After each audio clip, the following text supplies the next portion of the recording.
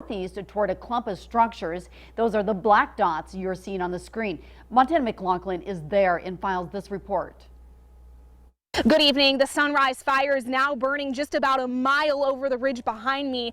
But right now, about 50 homes sit just next to me. Tonight, up to 100 residents do still remain under that stage 2 evacuation order, meaning prepare your belongings. And today we spoke with structure protection specialists who told us what they're doing to prepare for the worst.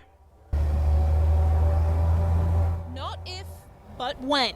That's the message fire officials are sending residents on Quartz Road. It's more or less inevitable that the fire will come this way. The wind's calmer today, giving crews a much needed break in the action, but more forecasted heat has them gearing up fast. We were told that if it's hot this week, it's supposed to be even hotter next week. It's a record dry month, but structure protection trainee Eric Roden has a plan. So we'll fight fire with fire. This line of trees marks where the burning backcountry and neighborhood meet. Eric says crews are prepared to ignite a fire uphill to prevent the main one from reaching homes. Once our fire goes up to the main fire, it consumes all the fuels, so the main fire has nothing to eat. And then what'll end up happening is we're kind of herding the fire out into the open country where there's no structures. But then the question lingers, where will the fire go after that?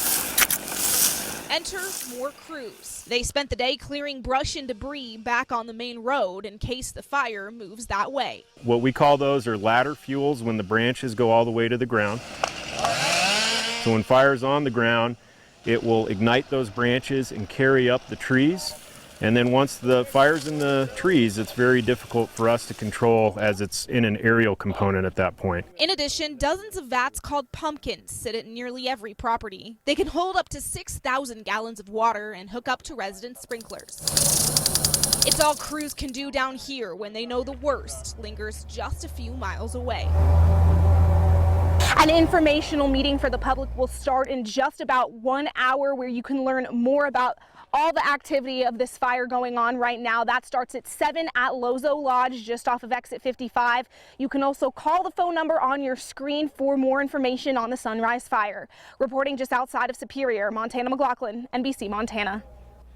We're also told Sunrise Fire crews are starting their first overnight shifts tonight. Crews will patrol the roads and home areas to start building a community presence. Montana still has the highest number of fires of any state in the West. We counted more than 20 large fires being monitored by federal fire managers. This aerial view